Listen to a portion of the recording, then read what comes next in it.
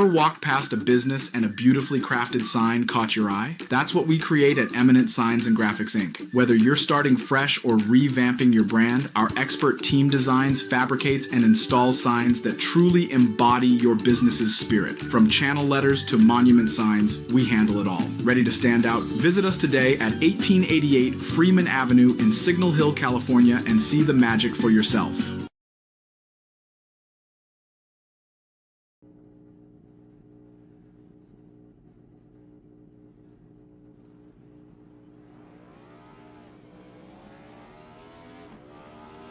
Here at TWRS, we're always here to help our squad when they need a little push in the right direction. That's just who we are. We're a beautifully diverse group of goofballs dedicated to driving fake race cars as fast as possible. And we continue to push each other to the front using the power of nonsense. We have one of the strongest NASCAR programs on the service, and you can access it all for $24.99 a month. And we just released individual subscriptions for $14.99 a month for each NASCAR vehicle. We also just added a Rallycross program, and our IndyCar program is taking off as well. So come join the weird side. We have speed and cookies. Cookies are not included in some locations.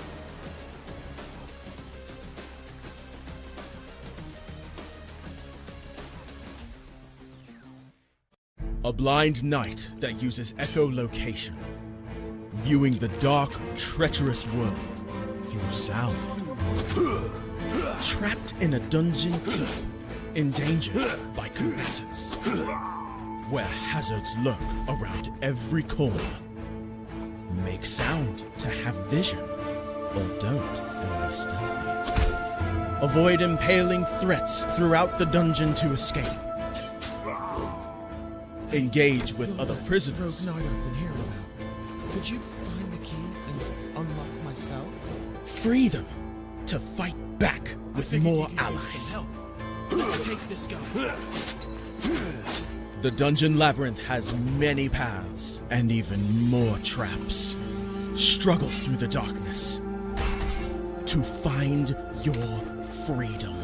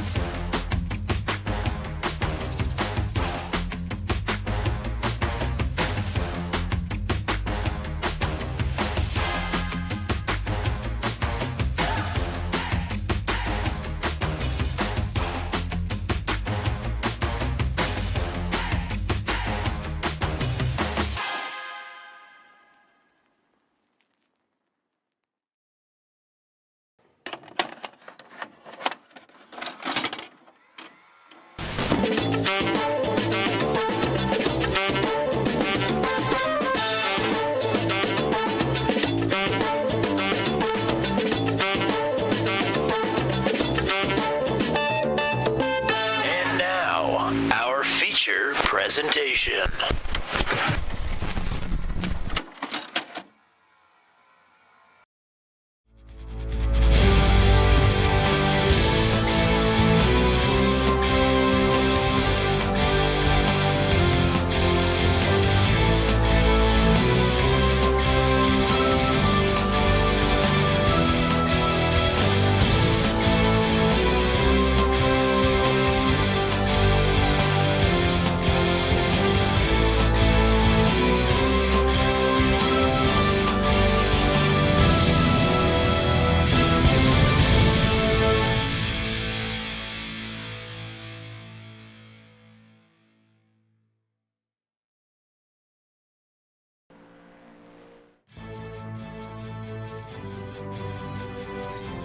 Welcome high atop WeatherTech Raceway at Laguna Seca. 4 more races to go in the 2025 season for the ASRL Sports Car Championship here on Turn 200. Welcome into our continued coverage of the ASRL Sports Car Championship presented by Purple Haze Autosport here on the channel. My name is Tommy Cook, And we've got James Watson alongside. This is a track that most of the drivers in the field will be quite familiar with. Lots of folks spamming one of the free road tracks en route to better their racecraft. And hopefully we'll see that racecraft on full display here this evening. Absolutely, because if you can keep the car on the black sub at here of all places, yeah, 90% of the other tracks on the service are child's play compared to this. They certainly are. Let's go and take a look at the point standings. Some interesting things to keep our eyes on after Atlanta last week. 4 more rounds to go, but Damian Dania, 78 points clear of Christopher Hill. The word from Race Control is that if Damian Dania averages a 12th place finish between the two races here tonight, the championship is his. Basically, all he and Joshua Matichek need to do to win the team championship is make sure that they roll off the starting grid each of the next 4 races, and they don't have to worry about anything else. So, one championship potentially on lock just by being here tonight. With 21 drivers here that are looking to take to the starting grid, Damian Dania's chances of averaging a 12th place finish based on recent performance, I would say, is pretty good. Looking at the silver side of things, Andre Saba, not quite in that luxurious of a position, but he does have an opportunity to lock it up here tonight if he does quite well, and the competitors around him do not. So there is a lot to play for here tonight at Laguna Seca, to say the least. Absolutely. No reason to give up now. Still plenty of time for people to keep pushing and keep praying. Certainly the gold drivers, I think it's more out of their hands at this point unless they really are feeling feisty. We'll see how Damian Dania fares here. And let's see how Brady Gunter fares on the Gunter's Guide Lap here at WeatherTech Raceway at Laguna Seca.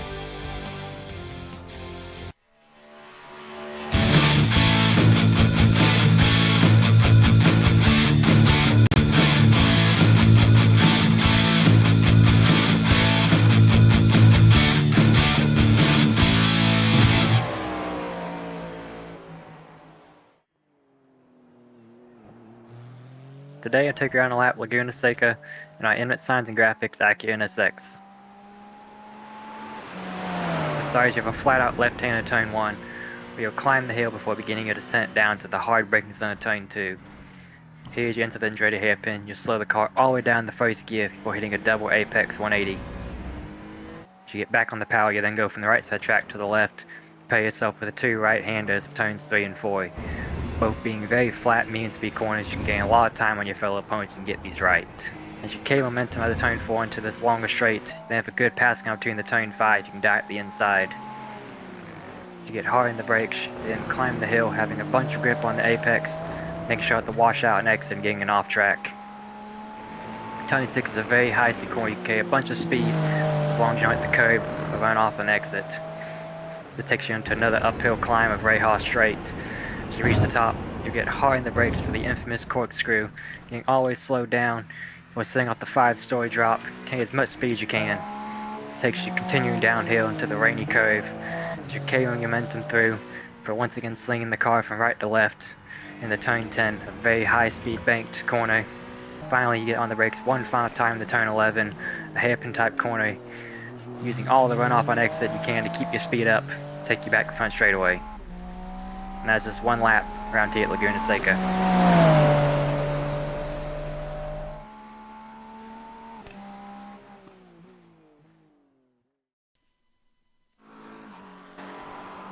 Back out to qualifying action now, about halfway through. Thanks to the folks that are hanging out with us as always. We got to Damian Dania's squad here. Shout out to Nancy. Shout out to Robin Matichek as well. And hello to Frito Sport checking in for Kenny Step here this evening. I appreciate everybody that's hanging out with us here on a Wednesday night on Turn 200. Just 4 more races to go. The ASRL Sports Car Championship this season and here on Turn 200 as well. Weird to think that our time is drawing it to a close here with the American Sim Racing League. As we're watching drivers out on track. Derek Tierham's back in the lineup here tonight. Didn't get to clock a lap his first time around. And his second lap is going to put him 4th fastest. Last time we saw him was at Spa. Quite a good performance there. Damian Daney right now with provisional pole. Not a surprise. Josh Hagee had a great week last week at Atlanta. A couple of runner-up finishes. He's runner-up right now on the provisional timing charts. Let's jump back to Rob Henry. First lap was good for provisional P15. And we'll see if Rob can go a little bit quicker here on lap number 2. The 002 looks like we'll go a little bit faster, but still P15 on the starting grid. You know what is shocking, though? Uh-oh. Chris Hill was not able to complete a lap. Wow. Yeah, and he's back to the pits as well. And I believe since he's already across the line here, this would count as a lap, and it wouldn't count because he's on the pits, or in the pits, rather. So, yeah, that puts Hill provisionally 19th. And no opportunity for improvement there. Yeah, something happened on the first lap, and then I went back and watched. Looks like he cut the apex of the corkscrew just a little too close on lap 2. And then proceeded to go full throttle off of turn 9 and launch into the wall. That's right with Mike Hamlin. He's on his first lap here as he heads to the corkscrew. Whee!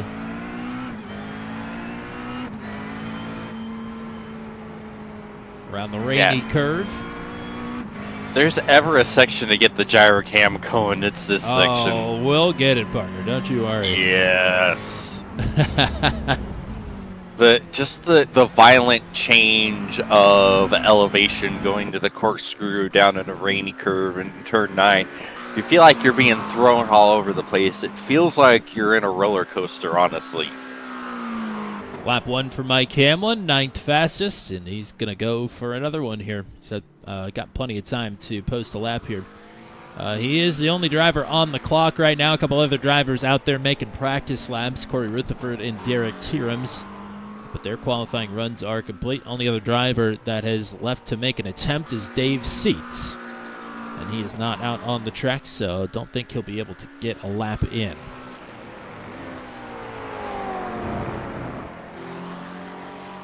Yeah, because it looks like Dave left the session. Okay. Well, that certainly does not bode well for his chances this evening, then. Big if true. Here's the gyro cam. Oh, my gosh. Yeah. Oh, and he went off track, and that is going to do it for the lap. Like, no.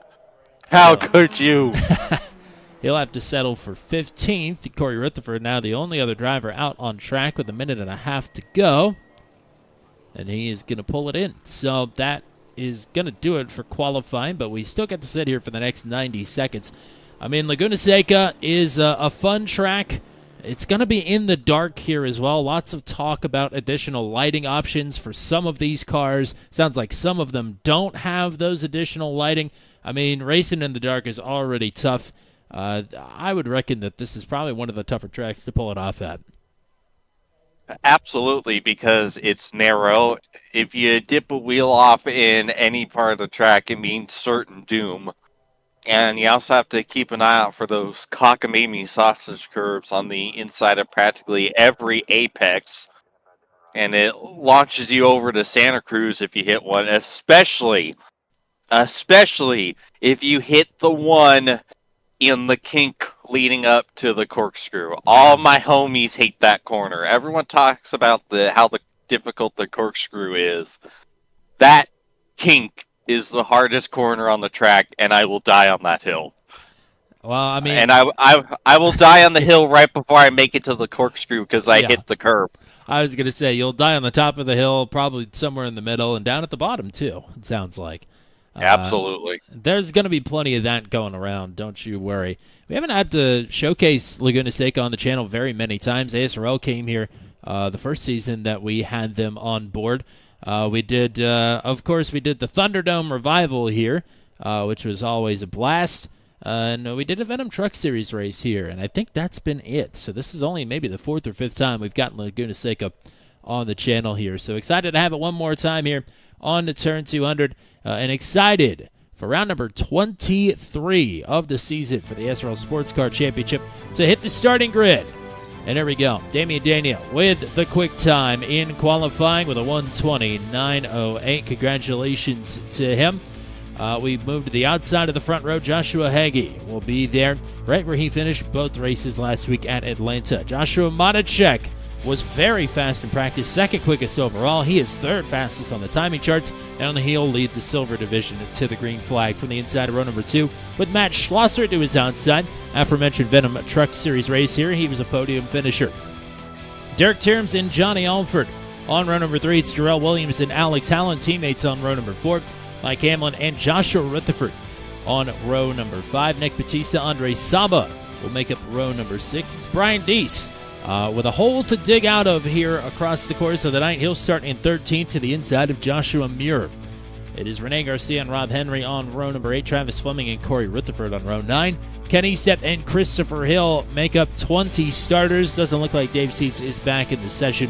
We'll hope for a Dave Seats appearance in the feature, but certainly not banking on it.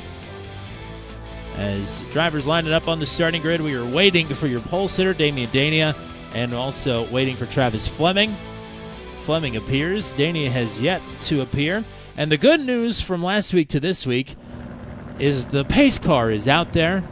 We are not having a very, very impromptu standing start, although a standing start here would not be quite as disastrous as it was last week at Atlanta. I don't know. I thought it was fun last week. Well, okay. So one part of my night that didn't go bad. Fair enough on that.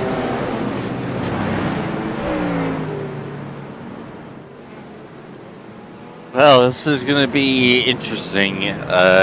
Watching Chris Hill try to make his way through the field. This is not the easiest place to pass on. You really just have kind of the Andretti hairpin, and that's it for the most part. Yeah, without a mistake. Yeah, because you can't go side by side through the kink. It's hard to get a good enough run through this section to set up the run down here. And passing in the corkscrew, well, yeah. Yeah, break in Good case luck of with that emergency. Yeah. Yeah. My brain is a bit frazzled today, so hello to Bailey Marie Montechecki and Joshua Rutherford if we have not said hello to them already. Appreciate anybody that's hanging out with us here tonight. So we're on the pace lap for the dash race here. The ASRL Sports Car Championship presented by Purple Haze Autosport. One more round, one more week to go. 2 more rounds next week at Circuit Gilles Villeneuve. That is Montreal, home of the Canadian Grand Prix for Formula One, out there on the man-made island. And the St. Lawrence River, question mark? I'm pretty sure. But either way, that'll be our final 2 races for the ASRL Sports Car Championship here on the channel. Excited to potentially crown 2 champions next week if we don't crown one of them tonight. Damian Dania with a great opportunity. The championship is well within his control. It is his to lose at this point. And we're here with the setting sun over the hills of California. Damian Dania and Josh Haze on the front row. And the green flag is waving. We're underway for the dash at Laguna Seca. Not a great start for Joshua right there. No, certainly not. He will tuck into second, though. Madacek and Schlosser side by side for P3. Madacek rolling the Andretti hairpin quite nicely there, as there was maybe a little bit of contact between Alford and Williams behind, as Schlosser and Tierham's now going to duke it out for 4th. Quickly, we avoid some early potential for chaos and calamity and go single file for the most part back to 8th. But we're not done yet because we haven't seen the hairpin, or the corkscrew rather. And there goes Johnny Alford just as I say that. So Alford, So it begins. Yeah, Alford drops all the way back to the tail of the field. Danny with a nice gap headed into the downhill.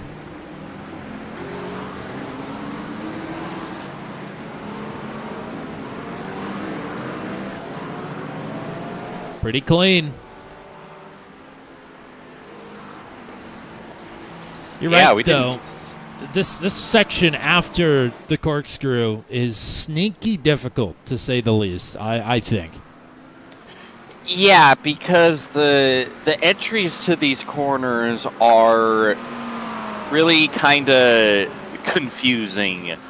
You know, they tend to throw you off a lot because going down into Rainy Curve, it makes you think that you want to take kind of a late entry in. Basically, Rainy Curve and the corner after it, you have to turn in a lot earlier than you would think. You know, conventional wisdom with how you take any other corner that's similar to it suggests that you really want to take a late entry and then cut down. But anytime you do that, as we see a lot of contact, bouncing debris, you see Batista off. Batista. Oh, yeah, I think we might have a car in the back. Off in the back, I mean. That might be Ken Estep. We'll take a better look at that here in just a moment. As you've seen Matt Schlosser get through on Joshua Monacek. Monacek now backing up to Derek Tierums. And a potential issue here for Andre Saba, as he is blinking quite a bit, it would seem.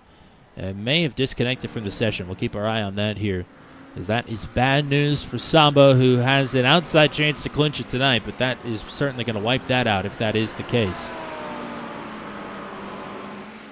Yeah, his quality is not looking good. It's all red right now. Yeah, and he never reappeared on the leaderboard either, so I would imagine he is going to get the full packet loss boot here in just a moment. Yep. Let's see, this Nick Batista already off the track here. A little bit better look at it, and he had some help there. That's Rene Garcia, that's his teammate. So certainly I don't think he was expecting Batista to be checking up where he was there. And then we'll ride with Kenny Step. I can't quite tell what that bumper's from. That I think that was the rear bumper cover there from Nick Batista. I think it got sheared off. No, it's the front bumper for Chris Hill. Oh, really? Yeah, I thought that looked PRI colors. Yeah. Oh, dear. When did he lose that? I have no idea.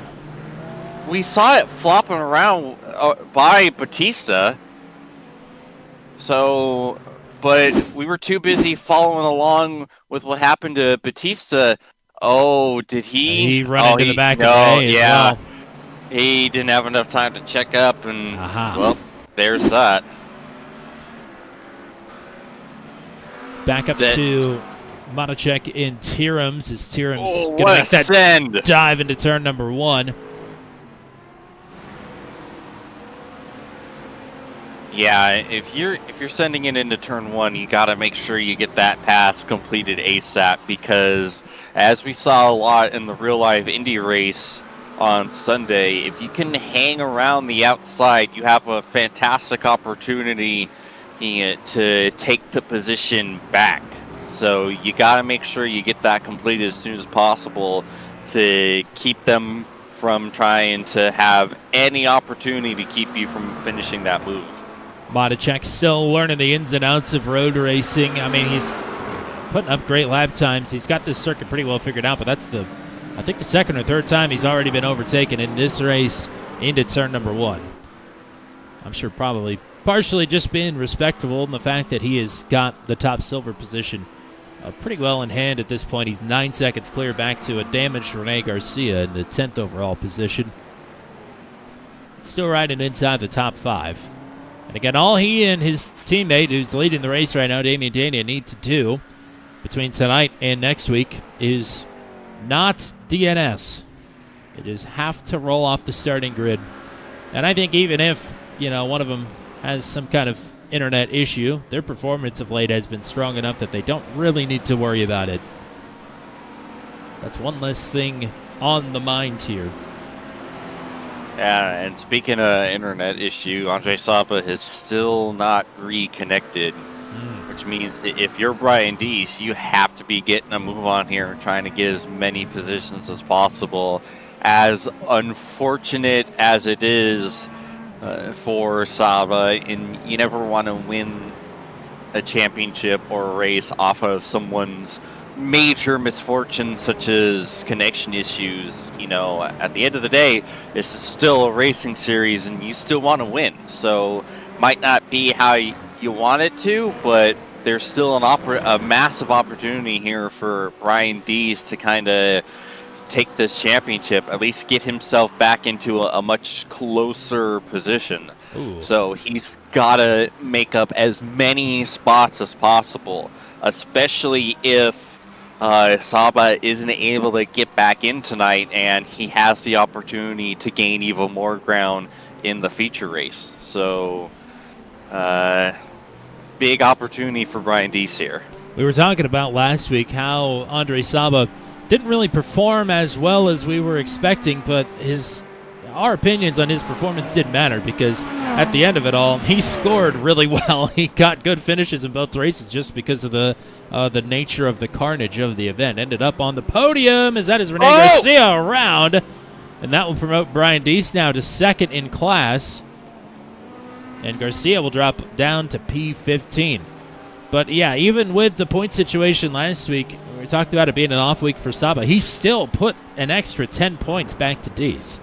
So this is a huge pickup for driver 17, already moving into the second position in division. There's Christopher Hill coming back on the track, a little vacation into the sands there. Not a whole lot of drivers very close for position currently. So let's go ahead and take a look at the spin there for Garcia. I would imagine this car just getting out from underneath him, actually dropping the right rear in the dirt there. We saw that with Matt Schlosser a minute ago as well. I mean, you take a trip off into that dead grass or dirt or whatever you want to call it there. I mean, those tires got to get clean. That car's going to be ice skating for a little bit until you get it figured out. Yeah, that's just so easy to do. Here's Joshua Muir challenging for 12th on Joshua Rutherford.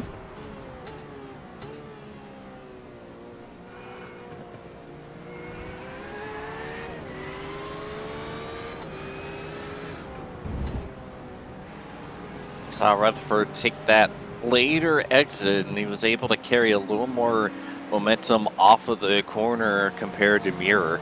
Oh, and there's Rutherford off the track there. Yeah, but didn't really lose that much time. No, when you go off at that section, the time loss is negligible. Like, I've done it several times, and you're basically going the same speed. And in fact, oftentimes it's not even a 1x2. Johnny Alford has also dropped connection. Oh dear. Andre Saba is loading back in though. Oh, Rutherford goes around. Oh, Joshua Rutherford. Oh, we were just on them. Yeah, we were. Looks like he got corkscrewed. I'm surprised there's not been more. And I think the exact curb you're talking about there. No, maybe not. Caught the right sides there. I mean, that's so easy to do. I mean, speaking personally, anytime I'm going through there, I have no idea where the hell I am. I drop the right sides in that same patch probably every time I go down the hill. Yeah, there's blind corners, and then there's literally driving off a cliff, which is exactly what you're doing.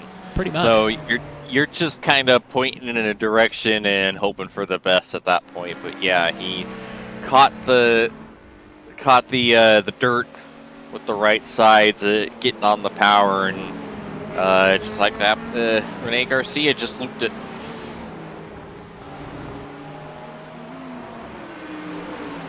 Brian Deese just got passed by Rob Henry. Deese still in the second position in the division, 11th overall. Joshua Maticek leading the Silvers. We'll jump back to Alex Howland He was having a really good week last week at Atlanta until the final couple of laps when the rains came and washed away what would have been a podium finish for him. Gave it to his teammate Terrell Williams instead. Here's Mike Hamlin going around the outside of Howland, trying to pick up 6th. And they'll stay side by side here into Andretti. And maybe not. Hamlin going to snake it out there. Yeah, you saw Howland get super sideways on the acceleration out of the final corner. That just made the pass as effortlessly as you can kind of get it from Mike Hamlin in that making that move. Despite the damage, Christopher Hill doing exactly what we thought he was going to do, just maybe a little bit slower, up to 8th, and he's got Howland and Hamlin right in front of him. Yeah, for Corey Rutherford, way off there.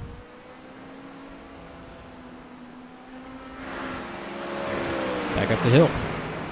Yeah, it's wild how much pace he still has despite losing the entirety of his front fascia. Makes it look pretty intimidating, I will say, the black there. It's like the Hannibal Lecter face mask. I bet you had that on your bingo card being said tonight. No.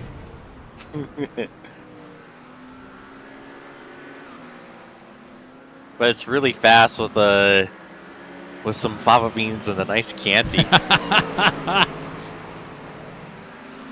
I'll skip the liver, thanks though.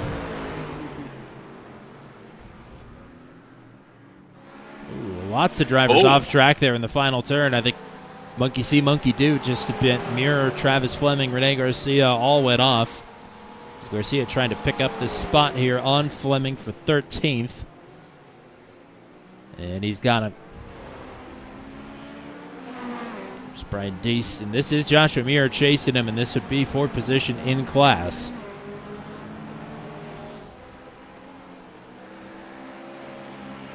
Yeah, he's got to hold on to the spot. They're going to have only a handful of laps to go if he doesn't have long he needs to go if he just hold on to this position. I'm sure he knows the situation at this point. Andre Saba doesn't look like he's been back on track yet, and he wouldn't be able to pick up any positions anyways at this point. But Deese needs to maximize his output here. That may be one of the first camera angles to do that justice as Mir is looking to the inside. Deese with good positioning there. He's been around the block a time or two. Yeah, trying to make a pass through Rain Curve is a bold move for sure.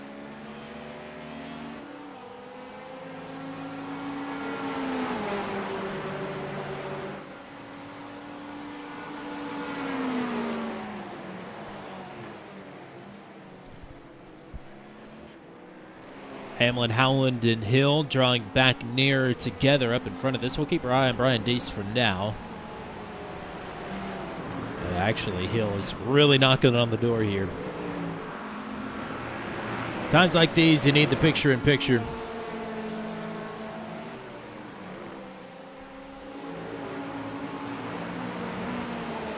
And now suddenly Brian Deese is having to hold off a lot more. Got a Deese train. Yes, he does. Here's Hill with a dive inside a rainy curve. Really tight quarters there. Howland hangs on to the corkscrew now. Oh, boy. Oh, I was sure there was going to be contact. Garcia and Mir were so close entering the braking zone. Ooh, Howland nearly right rear hooking Hill there as he finds his way to the inside of the final turn. That was close. Hill's through. Yeah, he almost Austin Hilled Chris Hill.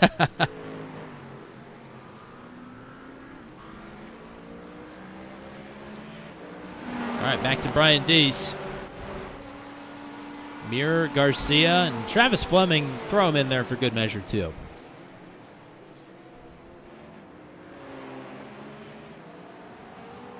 Oh, I thought he got a good exit off of the corner, but Oh, almost pretty good. dropped it off And that's going to kill his momentum. And here comes Mir, and Garcia wants to take it 3 wide. Little bump draft in there. That's going to cost Deese at least 2 spots, maybe a third here with Fleming to the outside. Yeah, that's tough. Yeah, that's a killer for sure. Yeah, that might be what clinches the title for Andre Saba. Oh, Mir off. Oh, There's one back. All right. Yeah, able to fight Fleming back, so that's 2 back. Though he never really lost the position anyways, but he almost did if he didn't fight for it. And Amir off once again. Terrible, awful, no good, very bad stretch of corners for Josh Amir. Yeah, certainly. Not missing anything up front. It is a 7.5 second lead for Damian Dania over Josh Heggie. Matt Schlosser still riding in third. I will say Derek Tierms is closing in on Matt Schlosser here with probably 2 or 3 laps to go. So that might be a battle by the end of it.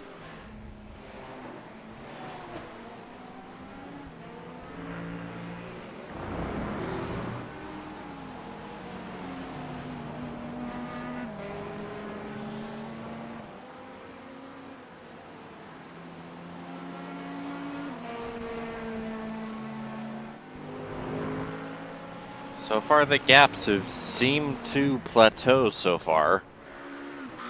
Oh, Garcia goes off! Oh, that was Rene Garcia backwards for the second time this race. And now suddenly Brian Deese has lost no position from that paddle.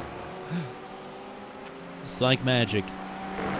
Brian Deese, I guess, getting the mind punt going? I guess. And again, Yeah. just steps down from underneath of him. Yeah, swapped ends. Well, Derek Tierms just had a big off track, and that, I think, could cinch it up for Matt Schlosser here if Schlosser doesn't make a similar mistake. They are seeming to be pretty easy to come by here as the sun continues to bow out of the arena here.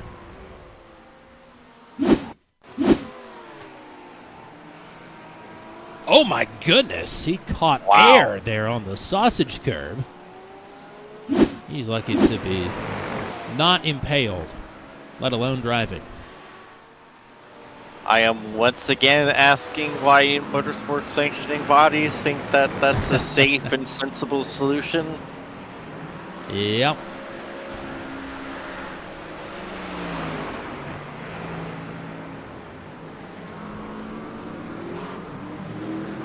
This is Hamlin trying to get through on Ken Eastup, not for position, but that is going to slow Hamlin up and bring Christopher Hill right into the fold. Coming to the white flag. Hamlin lost so much time. That was the worst case scenario of catching up Ken Eastup. And now this will give Hill a fantastic opportunity to get one more spot for the road here.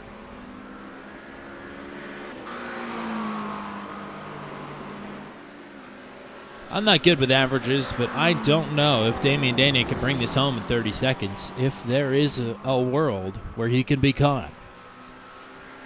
With only 20 drivers here this evening. Yeah, I feel probably supposed to sell the drama a little bit more, but maybe the drama's right here into the corkscrew. I mean, we've seen 2 people have connection issues. I think that might be the only drama we get. Well, we got 2 corners to figure out how good the internet is over there in Deutschland. Yeah, I think because if my napkin math is accurate, I think if he wins, then he would have to finish like 25th or 26th in the feature to bring that average under position 12. And since we only have 20 cars in tonight's race, that is impossible. And also the fact that I'm fairly certain this scenario is factoring in Chris Hill winning the races, which does not look like it's going to happen. I think that might be all she wrote tonight. Well, certainly Damian Danny's done his part here. He takes the win in the dash. Joshua Monacek will win the silver race. And Brian Deese will come in second in the silver division dash here as well, which was certainly not looking likely at one point in time, but way to stick the course for Brian Deese. This is a big opportunity for him here headed into the feature. Damian Danny and Josh Heggie, Matt Schlosser the overall podium, the silver podium to Monacek in 5th, Deese in 11th, and Travis Fleming in 12th. We'll hope to get a word in with your dash winners here on the other side of the mid-roll break. It's the ASRL Sports Car Championship presented by Purple Haze Autosports here on Turn 200 from WeatherTech Raceway at Laguna Seca.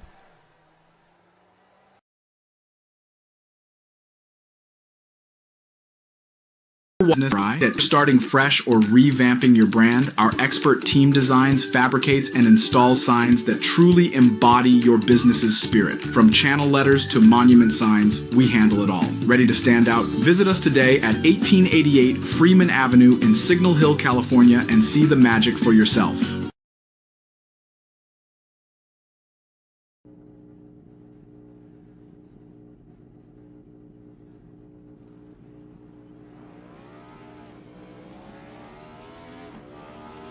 Here at TWRS, we're always here to help our squad when they need a little push in the right direction. That's just who we are. We're a beautifully diverse group of goofballs dedicated to driving fake race cars as fast as possible.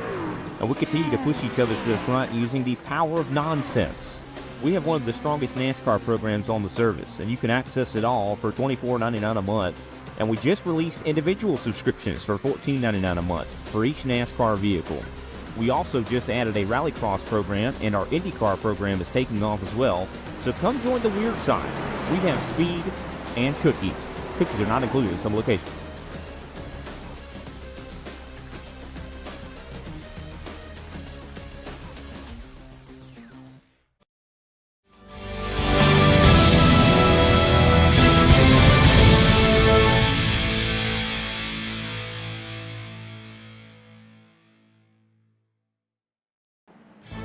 Turn 200's coverage of the ASRL Sports Car Championship presented by Purple Haze Autosport is presented by Purple Haze Autosport, Eminent Signs and Graphics, Team Watson Racing Setups, CJR Graphics, Mullet Music Productions, and the American Sim Racing League.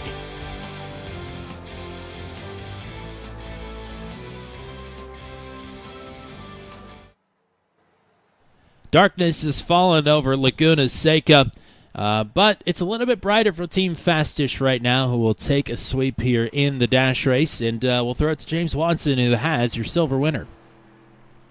Yes, sir. Well, Joshua, that was honestly as much of a straightforward drive as you can get from a place like this. Take us through your race. From the start, I knew I was pretty quick in practice compared to the other silver guys, but even at one point being a 1-2 on the timing board with Damian, definitely had high hopes for qualifying. Managed to put it P3, got a good start. Couple of the golds got around me, but I was mainly going for that 0x, trying to hang on to it, get that extra bonus point. Really looking more towards the points right now than anything. Yeah, you mentioned points. With unfortunately Andre Saba dropping out in that first race. It's a massive points turnaround there for you. What do you think your chances are going into the third to last race here? As far as that goes, super unfortunate that happened. Like I've been on the same end as that before, and it really is no fun. But definitely won't sap too much about it, given that it does give us a little bit better of a points jump on them. So definitely, again, we're going to be starting as the last silver going into this next race. So looking to just keep it clean, see if we can get another 0x and get another win on the board. Yeah, you talk about the invert. The the one good thing for him, unfortunate thing for you, is that he's going to be starting up in the front. I think he might even have the pole, or at least be on the front row for. Yeah, he'll be on the front row for the feature. So, how does that affect your game plan going into the feature, knowing you're going to be towards the back and he's going to be right there up front? Pretty massively. I mean, you know, I can take a P2 and have a 0x and, you know, be even keel on points out of that race, and you know, instead of getting it off track and having to end up passing them on track. So I mean, really just going into it, keep it clean, race hard, race fast. I definitely think that I've got the superior pace out of the silvers, so definitely just going to use that to my advantage, see if we can get some clean air and roll out from there. Alrighty, well, that was a fantastic performance in that first race, Josh. Any sponsors, plugs, and shout-outs you'd like to give? Shout out to my wife for hanging out and just chilling and watching. The whole Motochet gang, I'm sure that they're up here watching, but shout out to Damien for coaching me through and helping me out this whole season. Really helped me out with pace here. I mean, I jumped in and I was in the 24-25 second range when I first jumped in, so he's really helping me massively. So huge shout out to him as well. Alrighty, well, we appreciate you, Josh, and hopefully we're talking to you again here in about 40 minutes. Hopefully so. We'll send him back to the team room and very cruelly take his team leader away from him, as he's a race winner once again here in the ASRL Sports Car Championship. We won't make any official declarations, but what we will say is that the math is looking better and better for Damien Daney as he nabs yet another checkered flag, this time at Laguna Seca in the dash. Welcome back to the booth, and congrats on another victory. Yeah, that was probably not the most exciting race for you guys, was it? I mean, there was a lot of stuff going on in the mid-pack, but certainly after one look there from Josh Heggie into the Andretti turn, you were checked out pretty quickly. I mean, you had this field pretty well on lock. Yeah, I don't actually know exactly why, because I didn't actually practice that much for this race. But yeah, so I just kind of dumped them, started running laps. I was a little bit concerned about that I accidentally jumped the start. I looked at the replay, I'm pretty sure I didn't, because I went up to the safety car speed before the green lights, and Hagee didn't, exiting the corner, so he dropped back a little bit and didn't get the time to catch up, unfortunately. So that's unfortunate, but yeah, I honestly don't have that much to say. It's a double victory again for Team Fastish, so we keep it up, and we're probably going to win the Team's Championship as well now. Just I'll do anything for Joshua to win the Drivers' Championship as well, so I'm not afraid to give him positions or anything. Well, that is certainly good to know, and good to have in the back pocket. You're headed into the feature. Not only is this a pretty tricky track, but, you know, it's made trickier by the fact that nobody could see anything. I mean, what's the strategy starting plumb last year? Probably just follow what Chris Hill does. Yeah, I know he's a little bit further ahead, so I'm going to have to... what's a nice way to say it? Drive my rear end off to actually overtake him or get even near to him. But yeah, I'm gonna give it a shot. And I know the stakes aren't that high now because, you know, I've effectively won the championship now, granted with an observable universe-sized grain of salt. But yeah, I'm gonna just try to win, give it a shot. I don't think I'm going to win, but hey, why not try? I'm not going to be too aggressive. I know Dave sees the starting pole, so he's probably just going to run away with it again. But yeah, we'll see. Well, congrats on another victory. Let's get some shout-outs in before we let you go. Yep, shout-outs. I want to first say shout-outs to all the drivers in the series, everyone organizing it, whatever. I seriously, from the bottom of my heart, thank you for how do you say it, putting up with me, because I know I have not been the cleanest or best or nicest driver this season. So I'm doing my best, and I thank you all for being patient with me. Yeah, of course, you guys, the commentators. I know we got a few more races of you guys left for the series, I think, but I'm definitely gonna miss you if you don't commentate over anymore. And yeah, whoever's in the chat watching right now, I don't know exactly who, but yeah, please just give me good luck and hope I don't get I don't have a brain fart or ram someone into the corkscrew. Well, we'll let you get to it here, partner. Thanks for the time as always. Congrats on another one, and hopefully we're talking to you again here in just a bit. I'll give it a shot. Alrighty, that's Damien Dania, and yeah, I mean, big asterisks, but certainly the math is looking better and better for him to walk away with the championship here in just 3 races' time. We've got 110 more minutes of racing here on the channel, starting with 40 minutes here momentarily. In about 15 seconds' time, we'll take to the starting grid. Just a reminder, we just talked to Joshua Monacek. It'll be myself and him tomorrow night, commentated in the Max V CNC Home Designs Truck Series from the Tricky Triangle, Pocono, 9:15 p.m. Eastern Time. And I guess next week is championship week because it will be the Go Squadron Formula Super Series Monday night, crowning a champion from Suzuka in a 60-minute endurance race. Catch us at 8:45 p.m. Eastern Time for that one. And we'll kick off the Venom Truck Series again next Tuesday night.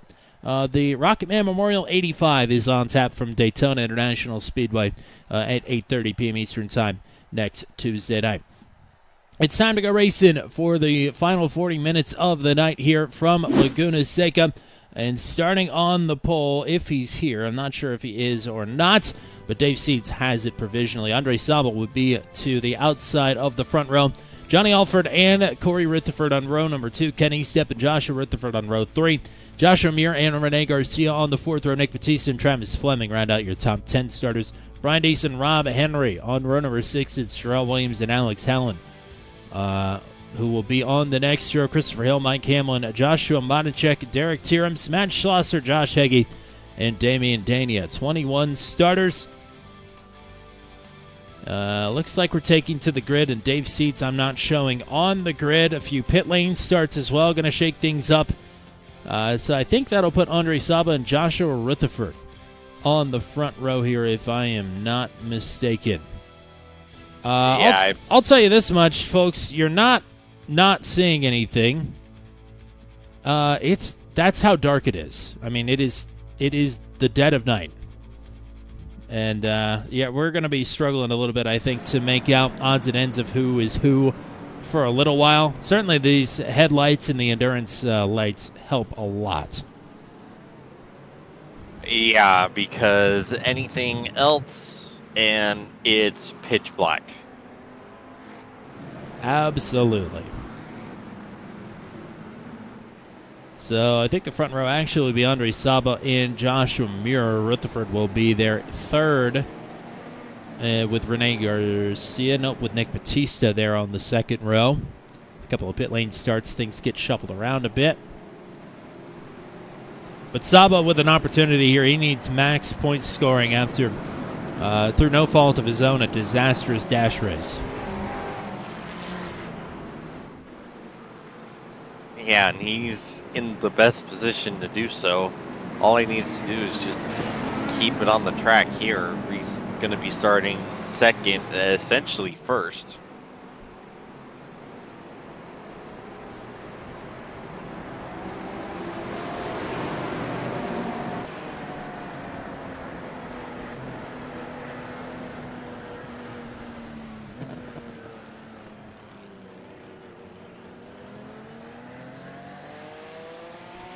It just doesn't look real at night. I know. It feels like we're watching a race at the Silent Hill Grand Prix course. Uh-huh. That's exactly what I was thinking. We just need a thick fog to roll in here, and we'll be... we could sell this. Live leak, hit me up. Hopefully we don't have anything too disastrous here on our opening lap for the 40-minute feature, the penultimate feature of the season here, the ASRL Sports Car Championship, presented by Purple Haze Autosport. Green flag is out. We're underway. Oh, I think we're already we were nearly 3 wide. Wow, fantastic pick down and braking for Andre Saba. But Muir fighting back on the inside. That's Joshua and Rutherford Saba's going to pull off. away. But Saba, you're right. Out ahead.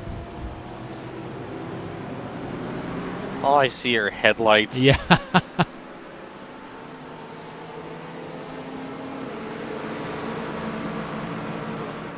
highly concentrated. It'll spread out a little bit more as we roll along. There's Christopher Hill up to 8th. A couple of off tracks, but nothing too crazy yet as we head down the Ray Hall Straight. And here is Garcia making a move on Joshua Mir. Not sure why. Man. Mir on the ticker is showing as a gold driver, but he is not. He's silver, and he is around. Nearly takes Garcia out on the way through. Garcia is up to second now as Mir will plummet down to 17th. Yeah, I think we all knew that's how that was going to end. Making a pass on the corkscrew in general, like we said, is not easy. Added the fact that it's pitch black, lap 1, cold tires. Yeah, it was never going to be a clean move. So Andre Saba, silver leader, overall leader. Christopher Hill up to 5th. He's the lead gold right now. That's Travis Fleming working on Nick Batista here for 3rd.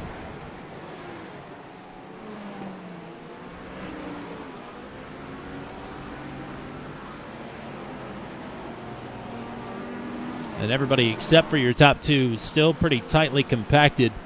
Saba and Garcia, 2 1/4 seconds in front of the train that's forming up behind Nick Batista here.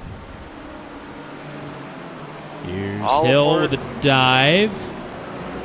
Nice move on Fleming. Yeah, he'll take Fleming pretty easily there, and that will open the door for Brian Deese, maybe. Oh, Schlosser piling into the back of Matacek there.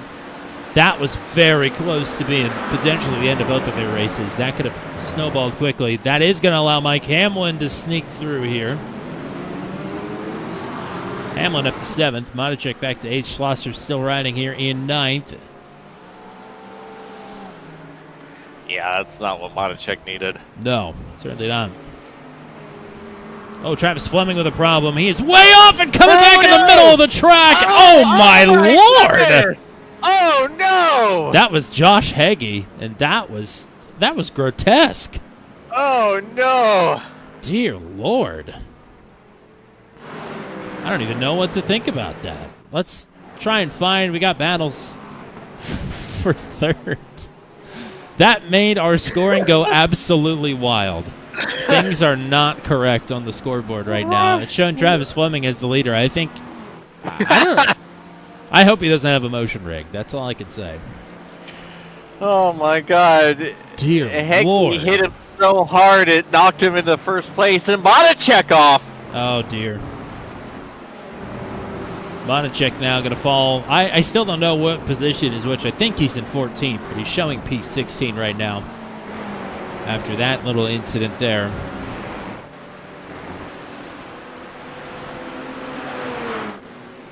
And through all that, Rene Garcia managed to get through to the lead. And and that would be why Saba way off the track there in the final turn. And that just allows Garcia to get right through. Man, the battle that Dania finds himself in is wild right now.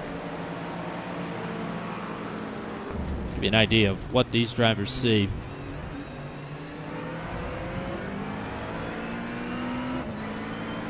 I promise we're getting to the Fleming replay here in just a second. We got to see what's going on here.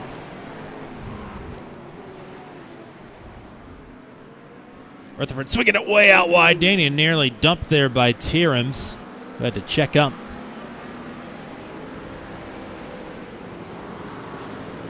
Christopher Hill is up to 3rd. And he's tracking down Saba and Garcia here relatively quickly. Let's take a look at the Travis Fleming. We got to do it. He's just going to run it wide here through this turn. Oh, he caught the curb. Yeah. Tries to get on, comes back on, and oh my goodness gracious. It's not funny, but oh, that's just I don't even know what to say to that. That is absolutely ridiculous. Oh my Lord! How many rotations did he do? Yeah, let's find out. Going full Peppy hair, dual barrel. Yeah.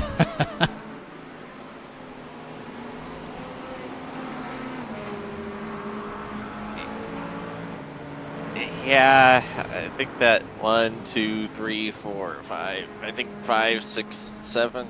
I don't know. It's going too fast to really count, but yeah, not the safest rejoin there for Fleming, and unfortunately, absolutely ends the day at Higgy. That was a pass for second. Christopher Hill through on Andre Saba. So your silver leader now leading the gold leader by about 1.2 seconds. Garcia pacing the field with 6.5 minutes off the board. Look at that brake glow, man. That's cool. It's awesome. Oh, yeah. That's what we like, baby. I was dogging on iRacing the other night at Phoenix when they were throwing cautions for saves.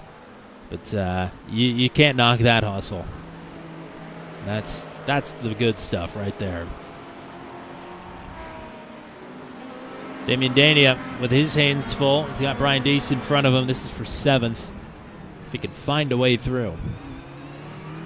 Yeah, you see him back out of it right there. That's a smart move right there. It was going to be a dive bomb if he sent it, and it might not have ended well for any parties, but smart to just kind of tuck back in line and try to make that pass later. As Hill is all over Garcia now. Yep, he's got that front fascia back on the car, and he is looking for the lead. I don't think Garcia wants any part of it. Christopher Hill is going to motor through to the point.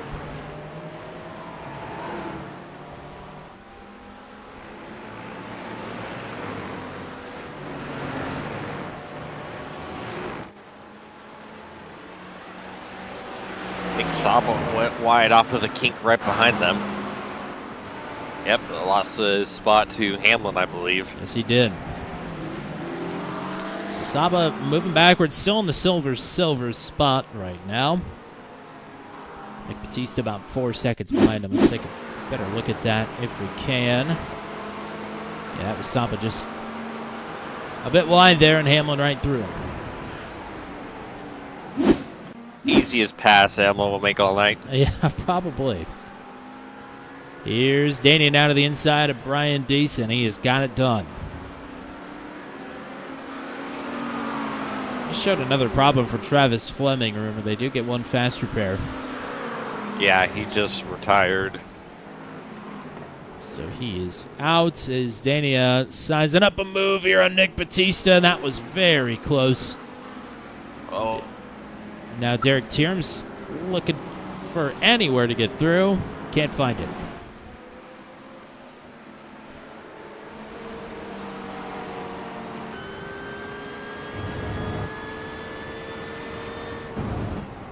It's Dania peeking out on Batista.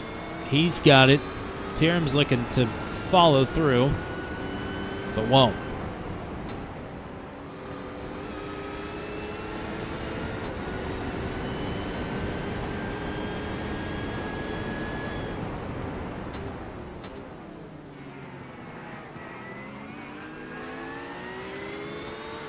Well, I was wondering what was on the rear bumper there of Nick Batista, and I just realized what it is, and I won't be making any further comment.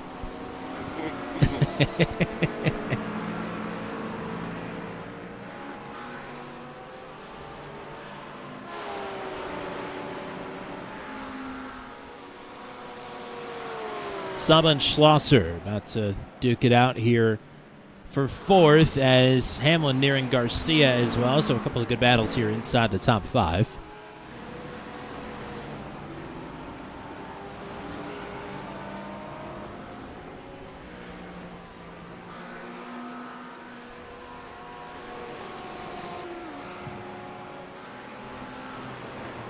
Christopher Hill already out to a 2-second lead.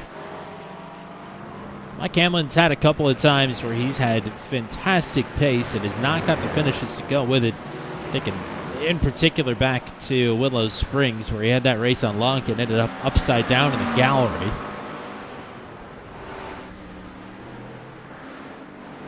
Whoa, that was rather close between Schlosser and Saba there. Yeah, ballsy move from Matt going into the corkscrew, but pulled it off with perfection. Tip your cap to Schlosser right there. He's had a rough couple races, and he was starting to get down on himself for that. So this is right now exactly what the doctor ordered for Matt Schlosser. Hamlin is through on Garcia.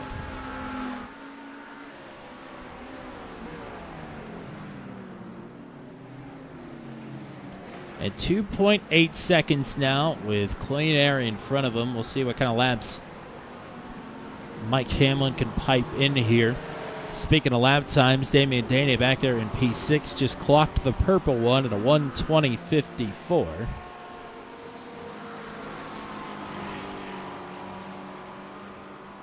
That is 0.8 of a second faster than any lap that has been turned by anybody else in this race so far. Joshua Maticek back there in 11th. Yeah, he's not making the ground I think we would have expected. Even with that incident, I figured he'd be at least a couple spots ahead right now. Boy, Damian Daney wasn't anywhere close to Andre Saba, and all of a sudden he just picked up that position. So Saba potentially with an issue, or Daney is rolling really quick. Or probably both. I think it's more the latter. Schlosser gaining on Garcia. And Daney hauling them both in.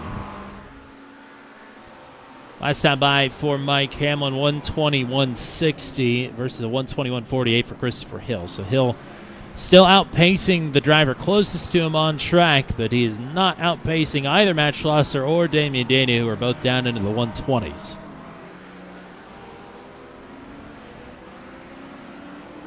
You know what's interesting, though, is that even with Maticek mired in this traffic right now, I think he's been gaining on Andre Saba, you know. Definitely. Because he's only about honestly, less than 6 seconds behind Saba. So if he can just keep this up and, more importantly, get past some of these guys, he might still have a chance to gain more points on Saba after this race.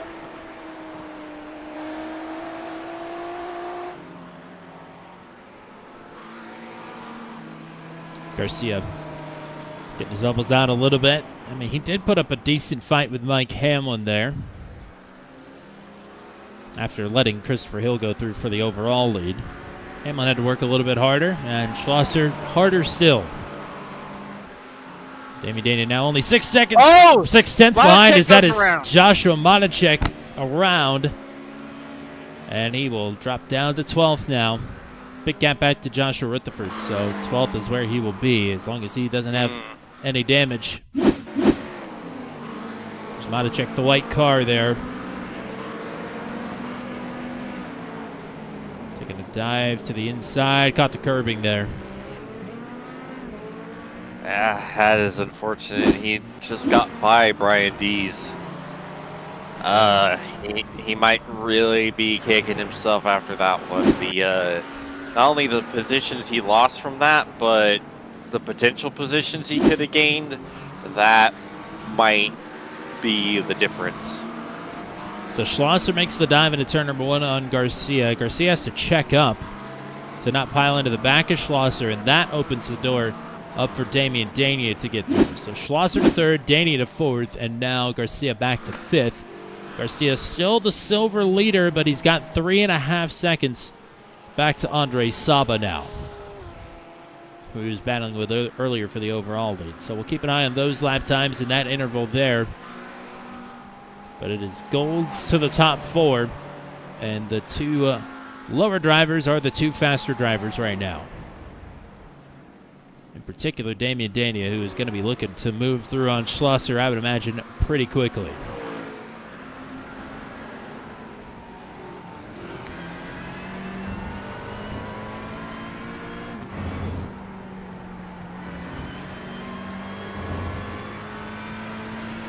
See, he's got to run. Is he gonna? Oh, he's gonna send it.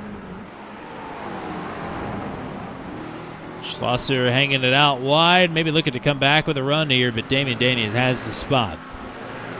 Yeah, great move. Very well set up.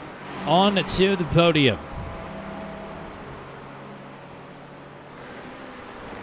It's like Joshua Mir is also retired. Yeah, that was a rough start for Joshua Mir there with the contact with Garcia into the corkscrew.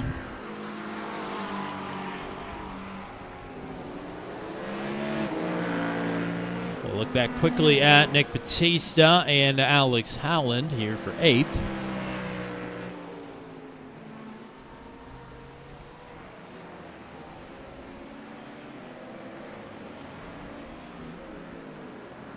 Brian Deese, first driver down pit road here. That's right about the time we expect some folks to come in. Just a little bit before the halfway mark.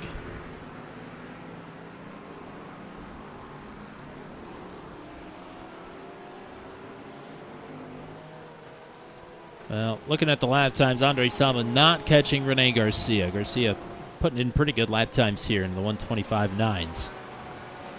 Danny is still the only driver in the 1:20 bracket, and he is catching Mike Hamlin fairly quickly. Yeah, most importantly, Saba has a good 9-second hints over Matichek. So it's just smooth sailing for him for now. Yeesh.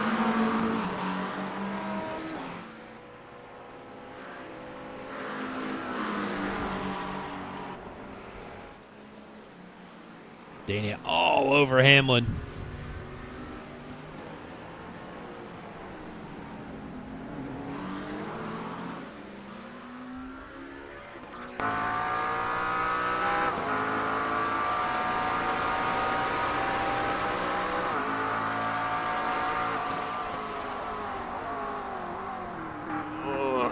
Some good defensive driving from Hamlin right there. Yep, shutting the door.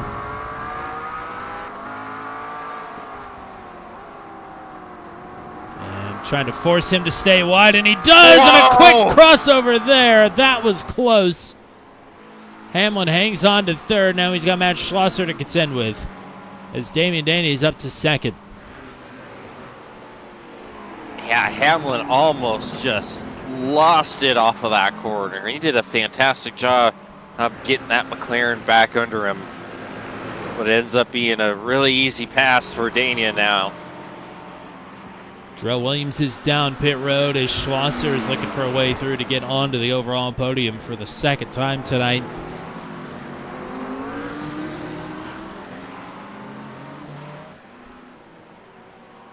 I mean, we've got over half this race to go, and last time by, Damian Daney was a second faster than Christopher Hill. I'm sure it won't be that much this time.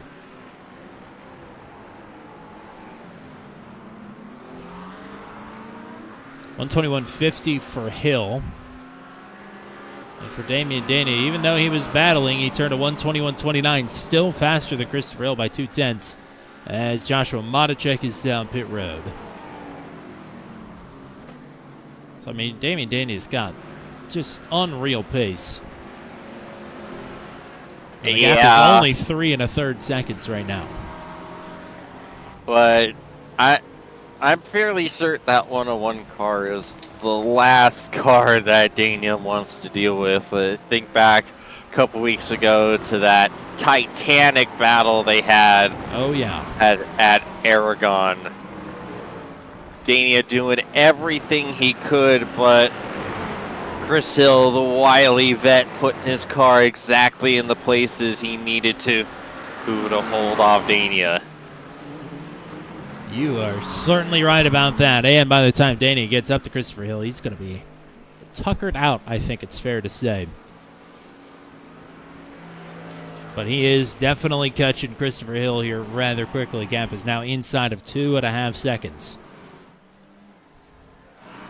Jump back to Hamlin and Schlosser once more. The battle for the overall bronze. Rene Garcia with a 6-second advantage over Andre Saba for the silver lead. Garcia rides in 5th, Saba in 7th. Oh, problems for Nick Batista. He has crashed. Not sure where. He's at Laguna Seca, I can tell you that much. Purple lap for Daniel last time by. I couldn't figure out what any of those corners were that Batista was in. He unlocked new turns. I'm like, oh, that looks like the corkscrew. No, wait, that kind of looks like the front stretch, or maybe turn 5. I don't know. It's dark. It's very dark. Here is Schlosser coming back at Hamlin.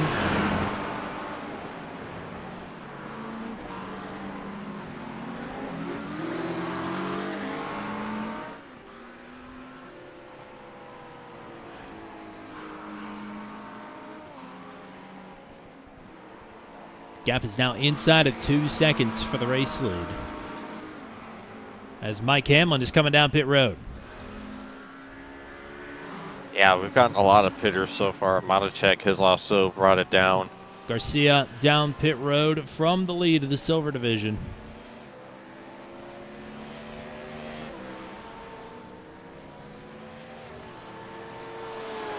Saba now will inherit the top spot back once more. As another purple lap for Damian Daniel last time through, 1:20.29. Christopher Hale's lap times are starting to come down now as well. He's into the 120s for the first time.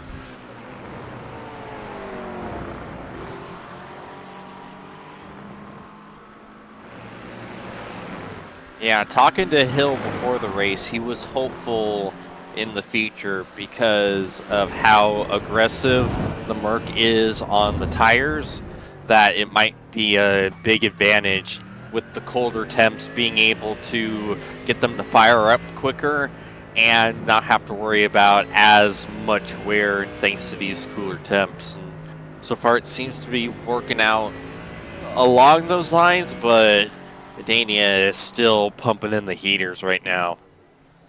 I mean, this is going to be a wicked lap time here. It's got it down to 1.3 seconds. Personal best 120.86 for Christopher Hill. And another 120.30, literally a 1/1000th of a second off of the purple lap. So that's another half a second out of the lead. As Hill now with traffic to contend with, that is Joshua Heggie. As Matt Schlosser just had a big off track and is going to give up a lot of time in a proxy battle to Mike Hamlin, who is already pit.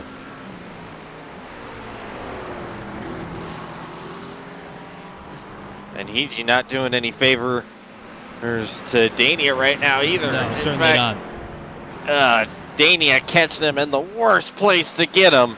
Gonna have to try and make this move into the corkscrew if he wants through that bad.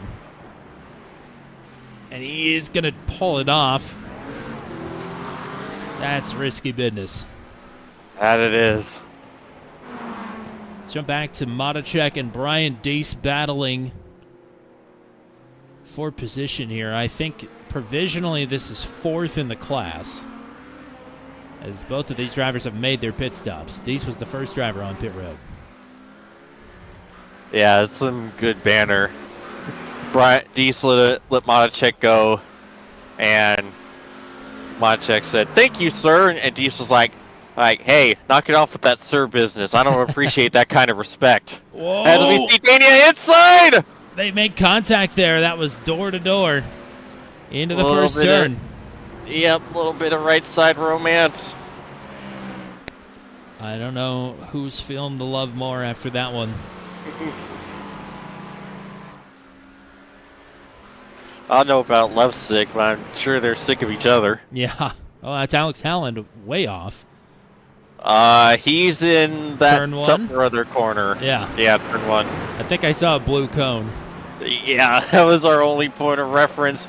Oh, Dania. Oh, Chris Hill slams the door. Kicking up dirt. Oh, boy. Oh.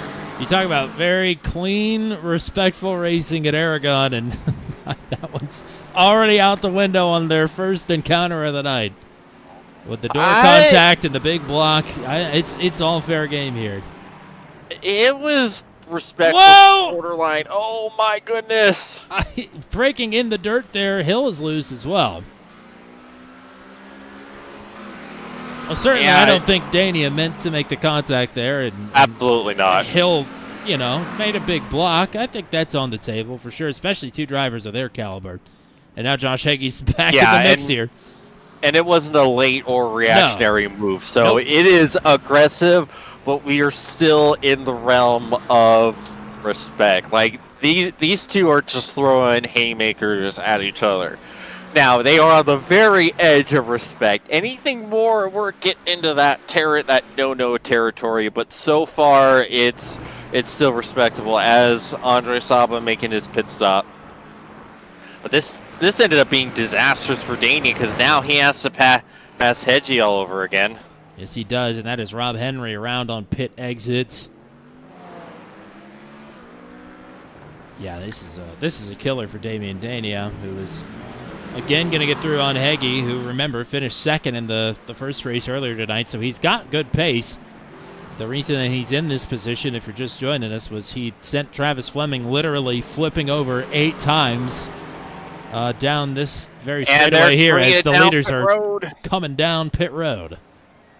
And once again, I don't understand this strategy from Dania. This is exactly what happened in their last battle at Aragon. They came in at the same time, and like, if I'm Dania, you gotta do the opposite of what Hill does. If he goes in, you stay out, especially since you could see that Dania has the pace advantage over Hill. Stay out, get the clean air, get some clean laps going, and pull the overcut on Hill. I cannot understand why he would bring it down the same time as Hill. That's because guess what? You're still gonna have to pass him somehow on track now.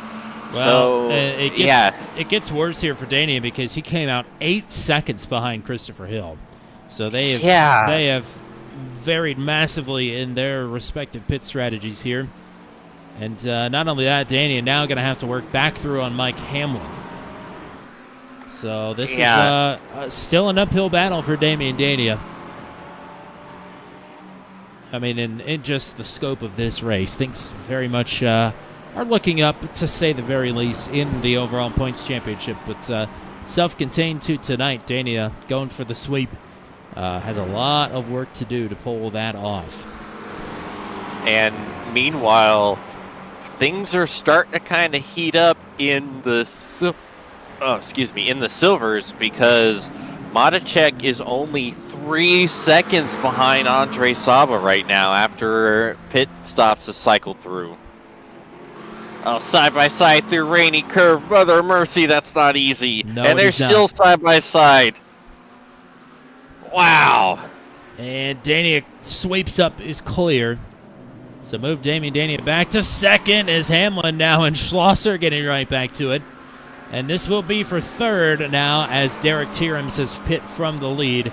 Hill back out to an 8.5 second advantage now over Damian Dania as Schlosser is up to third once more. Yeah, I am curious to see what the difference in pit stops were. I wasn't quite able to make out if either car jumped up on the jacks, so I don't know if Dania took tires or what, accidentally overfueled it, but yeah, that is a massive difference. 10 minutes to go, 8 second advantage. Already Damian Dania eating back into the gap here, but it's no guarantee. I mean, there's no doubt that he has been the fastest driver on track all night, but it's only going to get you so much here in the closing minutes of this race. You got to work for it. Meanwhile, Matacek and Saba are now only separated by 1.5 seconds. And that gap continues to close. We'll ride along with Matacek here.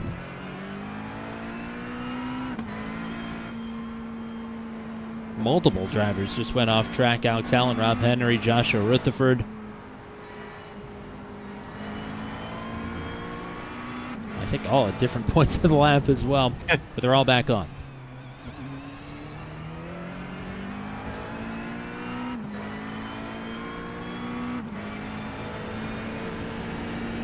Yeah, this is looking to be the comeback of the century for Matacek. Like, he had so many incidents in this feature. He's lost so much time. So the fact that he's knocking on the back door of Saba, about to put in P2 in class potentially, and gain some points on the more points on the point leader. Man, this is going to set up a barn burner for next week. If Matacek can make this pass and continue to keep it on the black stuff. This is the battle for silver. Brian Deese riding in the 4th position in class right now, the 10th overall. Flash in the headlights there. Matacek through on Saba. It's bold, but it works. Yeah, I think Andre made a bit of a business decision there. You know, you can tell that Matacek has got a lot of pace, so as much as you hate to do it, knowing that's your rival at this point, you know, if you try to fight him and you end up getting yourself punted, well, that ends up to a much bigger point loss for you. So sometimes you got to make that tough decision and just give up 1 point to avoid losing a whole bunch more. Mike Hamlin was closing back in on Matt Schlosser, but Schlosser's been able to open that gap up by another couple car lengths, as Christopher Hill was off the road there in, I think, turn number 1. No, not turn 1. He's at Laguna Seca, I can tell you that much. I'm just going to keep coming back to that one until I figure out where we are on the track. That was the corkscrew for sure. Either that or he's left. Oh, and Mike Hamlin, problems. That will take him out of the top 5. That looked like it was down the corkscrew, and indeed it is. And that is Rene Garcia pulling right up. Christopher Hill off the track in the final turn, and that cuts the gap in half, now down to 4.5 seconds.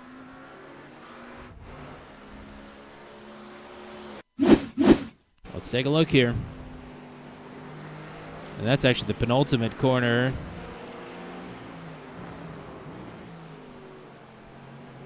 Yeah, I'm not sure. I don't know how that would have cost him that much time.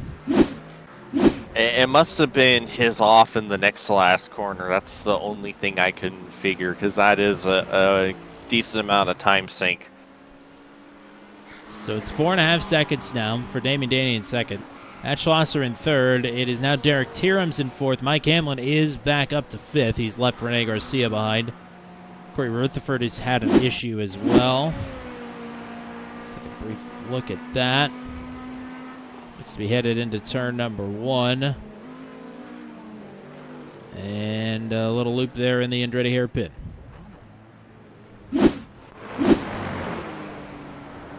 Back to it. And Joshua Rutherford off again. Trying to get the car back up to speed here down Ray Hall.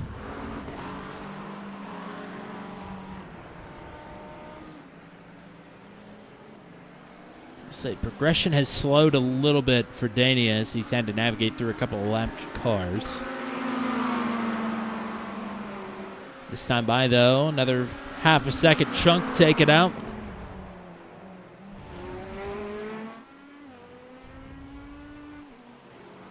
So we got no drivers within 1 second of another driver for position. Leaders weaving in and out of lap traffic here. 5 minutes to go. Gap is inside of 4 seconds for Damien Daney to try and reel in Christopher Hill for the sweep of the night. Rene Garcia leading the silver division by 5 seconds over Joshua Matacek. Andre Saba third in the silver class. Yeah, Matacek, he's been gaining time hand over fist over Garcia these last couple laps. And that won't help things as Garcia found his way off the track there. Oh. That's almost a full second out of his advantage over Matacek. Yeah, that McLaren is coming.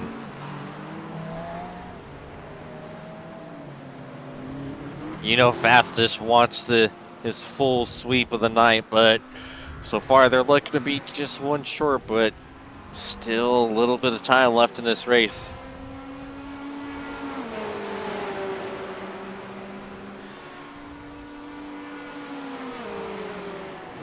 Gap is inside of 3 seconds now for Damian Dania. 4.3 seconds for Monacek up to Garcia. Yeah, he might be just a bit short. Some of those mistakes are going to loom large. Oh, someone's off. I think that might be Corey Rutherford again. I think it was.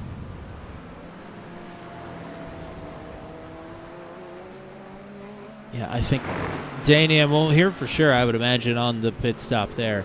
Without something going wrong for Christopher Hill, which, you know, did happen last week, to be fair. I think he's going to be a couple laps short here on this charge. But we'll see. He may have Hill right where he wants him. I think where he really wants him is about this gap the other direction. Yeah.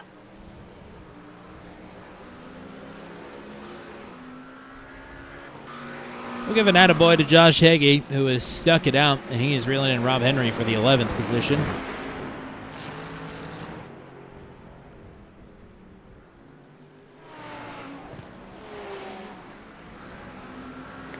Yeah, it's a fantastic recovery, all things considered. Yeah. Considering I think he would have had a double compound leg fracture in that accident with Travis Fleming. I think he's done pretty well for himself. The basal skull fracture, Yeah. too, for his troubles. Yeah. Oh, Hill running wide there. Gap is down to 2 seconds. Matacek off the track as well, and he's around. Backing it into the middle of traffic there. That was so close. And that will cost him only one spot for now, but it will bring Brian Deese ever closer. We are coming to the white flag, and Damian Dania is closing in quickly after an off track for Christopher Hill. Is a second and a half enough of a gap coming to the final lap?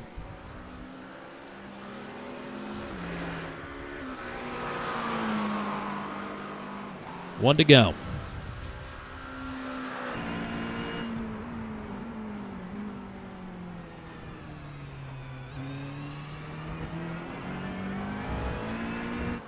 Garcia well in control of the silver division. All eyes on the gold. As Hill has turned it on, matching sector time there. The gap stands at 1.4.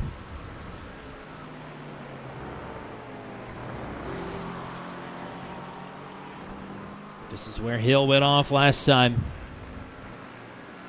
Headed to the Ray Hall straight. Down to 1.2 seconds.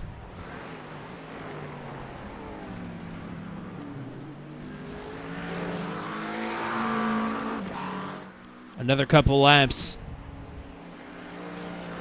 And we could have been right back to battling, but we got 2 more turns to go. 3/4 of a second. To the checkered flag. Christopher Hill's going to keep it on the road, and he will take his 4th victory of the season with the ASRL Sports Car Championship here at Laguna Seca. It's Hill with the win, Dania in second, and Matt Schlosser dashing to the line with Derek Tierams right behind him. Schlosser will take the bronze. Multiple problems on the final lap for Joshua Matacek as he is trying to limp this car home. Rene Garcia will take the silver victory here this evening. Andre Saba is in second, and that is where he will finish.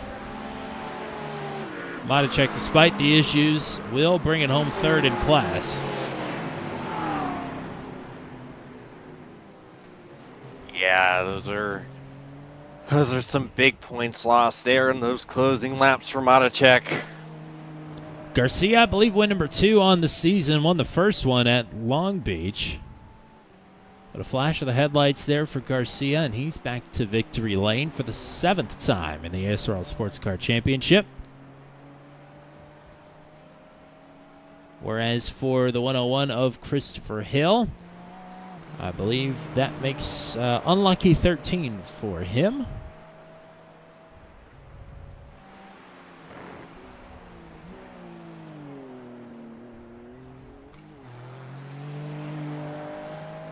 We would show Christopher Hill, but he's already back to the pits. So yeah, we do a little riding here. He has already left the session. Wow. An important man. He's got places to be, and nobody's ever accused him of being slow. Rene Garcia had to overcome a lot last Thursday night to pick up a top 10 in his debut with the Max V CNC Home Designs Truck Series. And he'll combo that nice run up last Thursday with a win here 6 days later.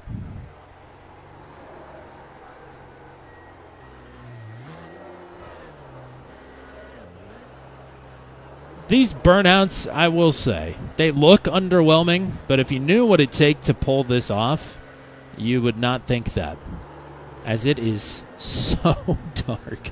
It doesn't look like we're shooting anything.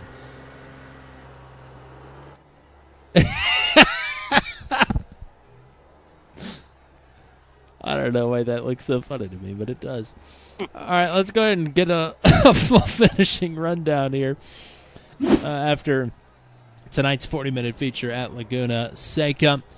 It is another win for Christopher Hill. We'll talk to him. We'll hopefully talk to Damian Dania as well. They finish first and second. It is Matt Schlosser in third, Derek Terms in fourth. Mike Hamlin will come home for fifth. Rene Garcia with his second silver victory of the season. We'll talk to him, and hopefully Andre Saba here momentarily as well. They finished 6th and 7th. Alex Allen in 8th, Joshua Madacek in 9th, and Josh Heggie in the 10th position. 11th for Brian Deese.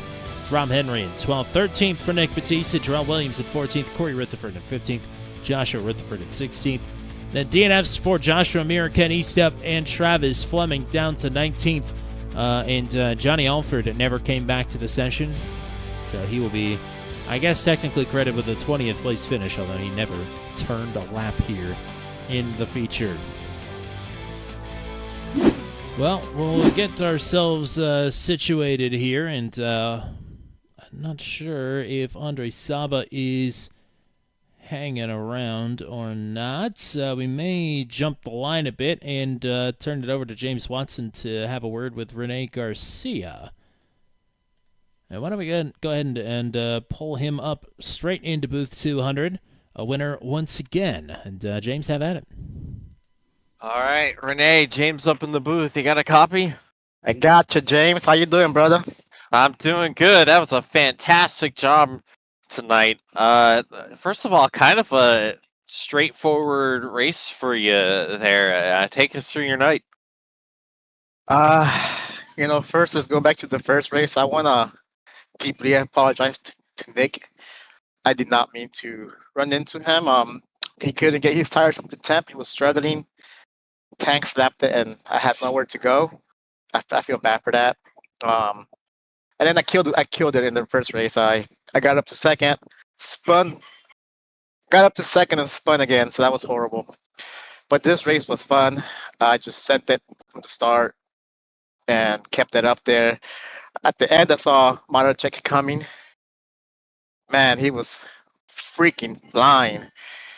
I don't think I would have anything for him, but luckily he had a mistake there, like second to last lap, something like that. So I took it easy afterwards, just coasted to victory, and it worked out perfect. Got this beautiful Honda ESGI into victory lane, so I'll take it. Yeah, it was he was on his way, but you were still pumping in some pretty good laps to still kind of hold him off. And honestly, he was having to put in such crazy lap times just trying to catch you that he just couldn't hold on to the car. But take us through the pit strategy here. Were tires ever a thought here in these colder temps? No, no, not at all. I unchecked them before we even started pacing. I knew I was gonna pit like 2 minutes or so, or one lap after like the halfway mark.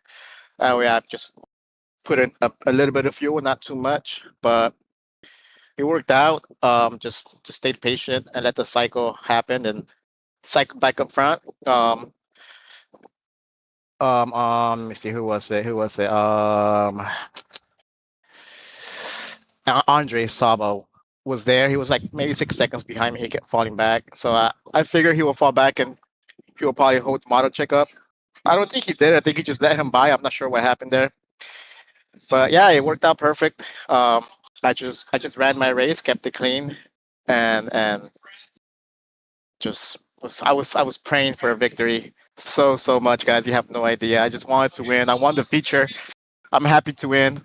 I don't care where I finish in the season anymore. I got 2 victories. I'll take it. Like, I'm happy. That makes me really, really happy. So it's good. Team Watson, ESGI, victory lane. Yes, sir. You did a fantastic job out there tonight. I know you already gave a few just now. Any other sponsors, plugs, and shout outs you'd like to give? I want to thank you guys, Tommy, yourself, Turn 200. I appreciate everything you guys do. I'm looking forward to tomorrow's truck race as well in Pocono. Yeah, baby. That's gonna be fun. And thanks to Team Watson, Eminent Signs Graphics, CSGI, 420 Motorsports, the gang over there, ASRL, Corey, and the crew there. They do a good job of putting this together. I can't thank anyone enough. Obviously, my family for letting me sit here and be a sim racer for a few hours. So that's really fun. I'm just really happy, guys. So thanks everyone right now. Alrighty, well, we appreciate you, Renee, and hopefully we're talking to you again next week. Sounds good, guys. Take care. And we do have Andre Saba, so we'll go a little bit out of order, but we'll pull him up into booth 200 next. All right. Andre, James in the booth, you got a copy? Hello, guys. I am here. Well, first of all, hate I gotta bring it up, but gotta touch on it. Unfortunately, some unfortunate connection issues for there in the sprint. Yeah. Unfortunately, I rest in threshold. Yeah. But at least thankfully, sorry, go on. but at least I got P2 in the second race.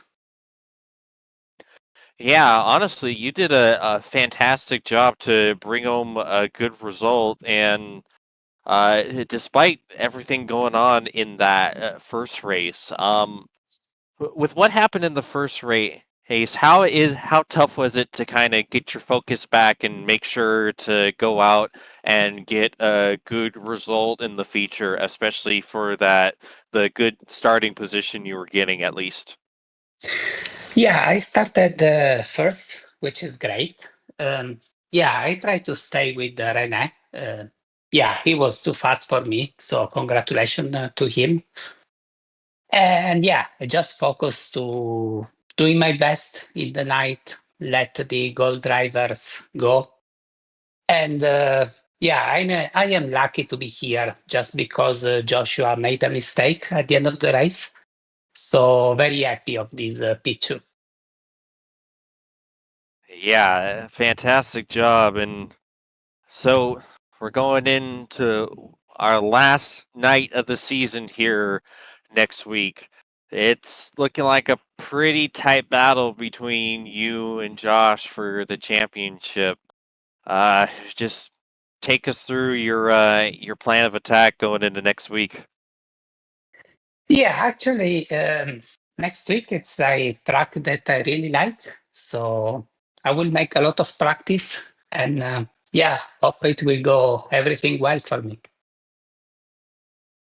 Well, if there's ever time to go to one of your favorite tracks, it's definitely the last week with the championship on the line. But incredible job tonight, Andre. Any sponsors, plugs, and shout outs you like to give? No, just thank you to you guys. You are making a great broadcast. All right. Well, we appreciate you, Andre, and hopefully we're talking to you again next week. All right. Thank you. All right, we'll move over now to the gold side of things. Danny back up here in booth 200 after a fantastic drive through the field. Welcome back. One short of the sweep here tonight, but an impressive run nonetheless. Yeah, I'm, to be honest, really furious because not angry at anyone, but it's just my crew chief tried to give me 80 liters of fuel. That's almost double the fuel tank. Oh, Lord. And I have no idea why. And that lost me like 10 seconds, and that lost me the race. So I'm very angry about that, but that's how it goes sometimes. Yeah.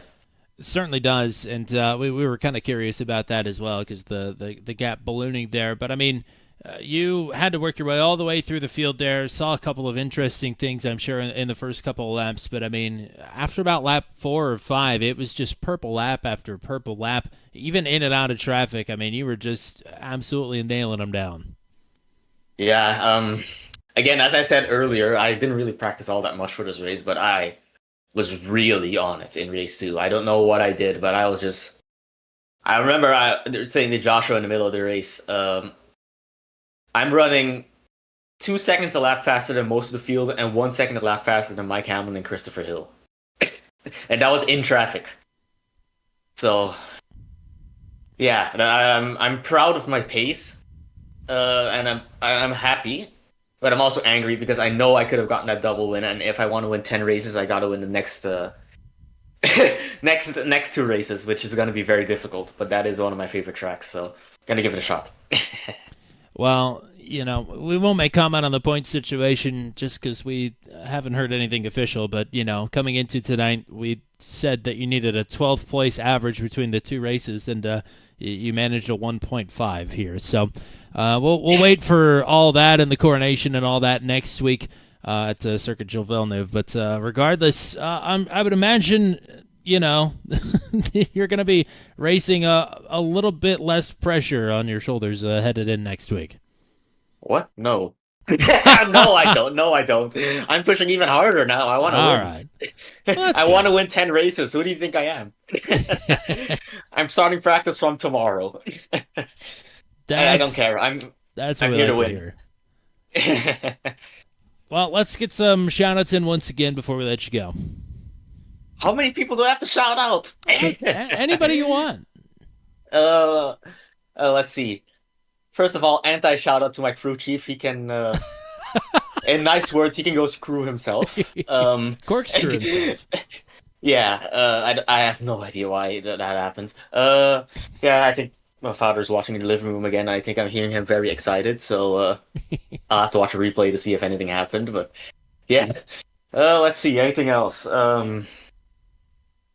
Yeah, again, I was just talking with Chris Hill. Thanks to him for always being willing to have a good conversation after a race, just to talk about what happened. And yeah, just have a fun talk about what the cars are like, how the car's feeling. All right, partner. Enjoy the week. Get a lot of practice in. We'll look forward to a sweep next week in Montreal, but go enjoy the next 7 days ahead. Yep, I'm going for it. 10 races. I got to win those 10 races. I know I'm not going to get a 50% win rate, but I want to get at least that close enough to 50%. Any other season, that would have been a 50% rate, but we ran 13 weeks here this year instead of 10. We'll pull in Christopher Hill now, winner once again here in the ASRL Sports Car Championship, this time at Laguna Seca. An eventful night, to say the least, for you here, but I think you finished this one, at least with all the body panels intact. Congrats on the win. For the most part, yeah.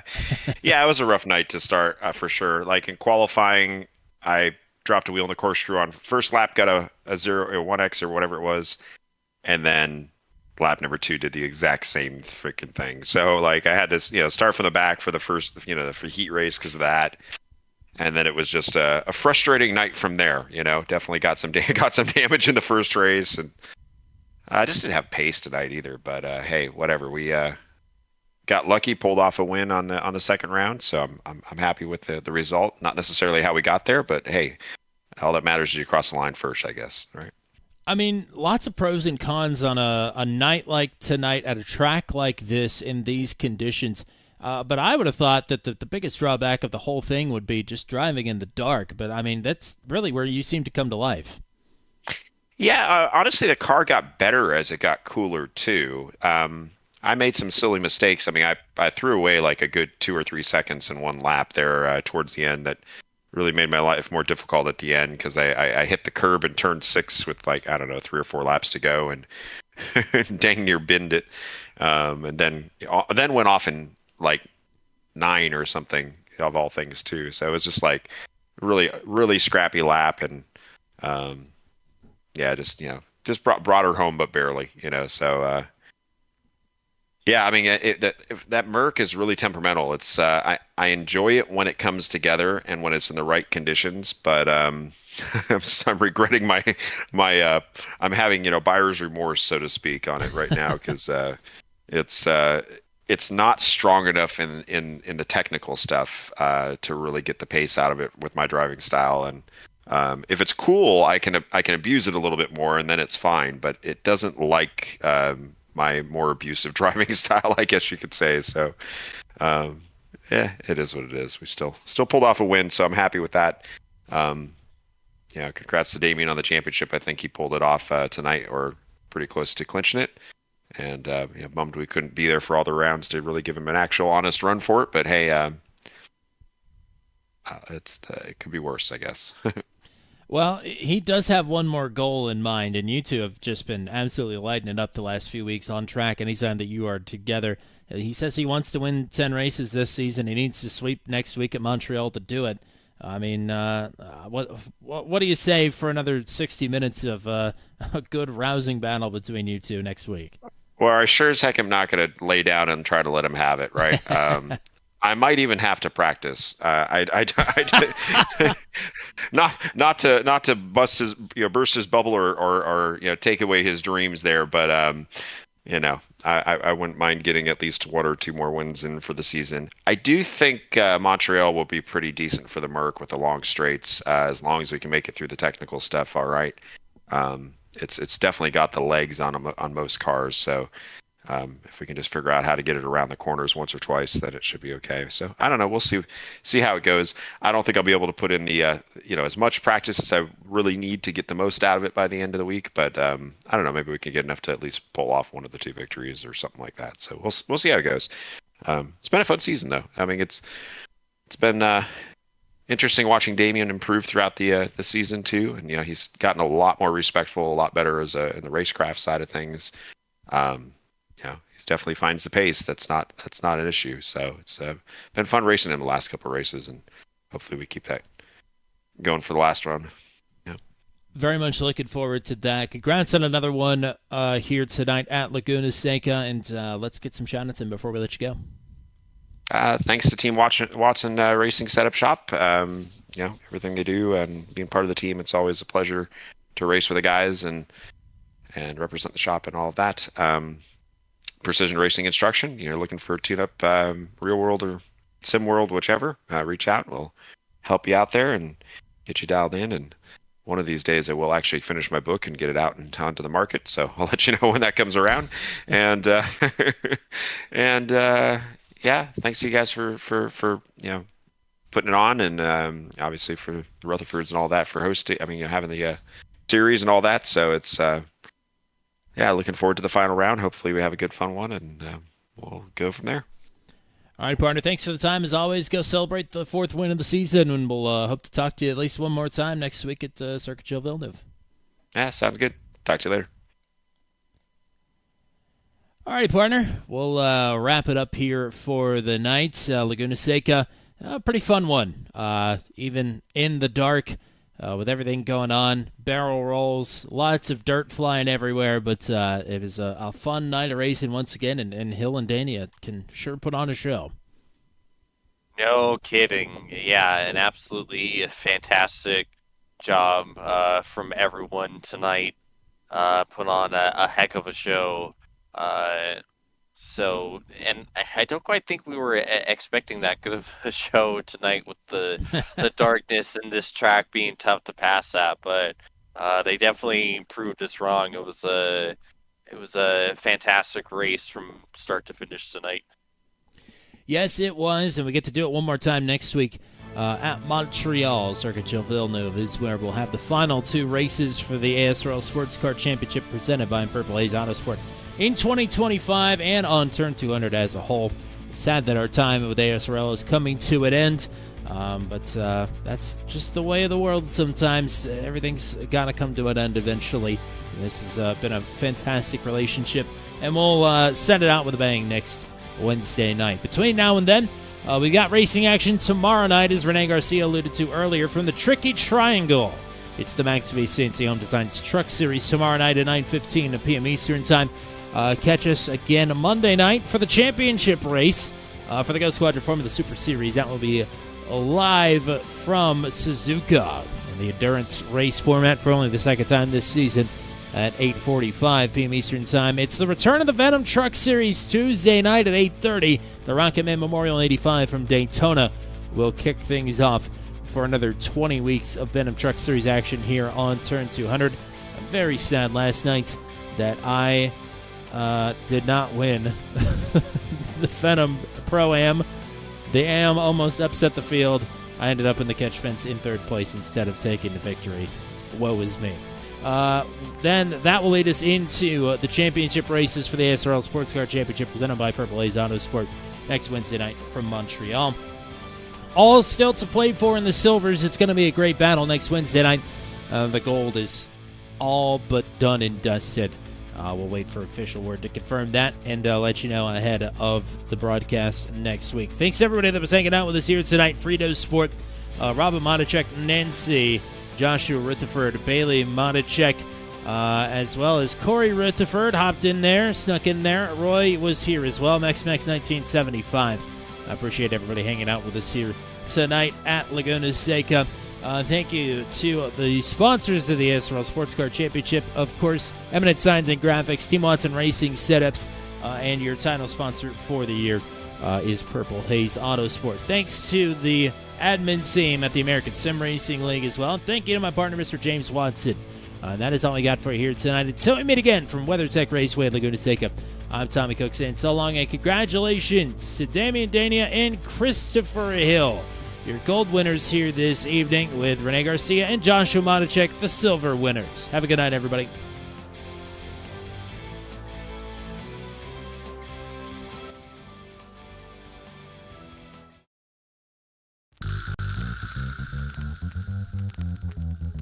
This has been a live broadcast on Turn 200. Be sure to hit subscribe and hit the bell to get notified of when we go live next.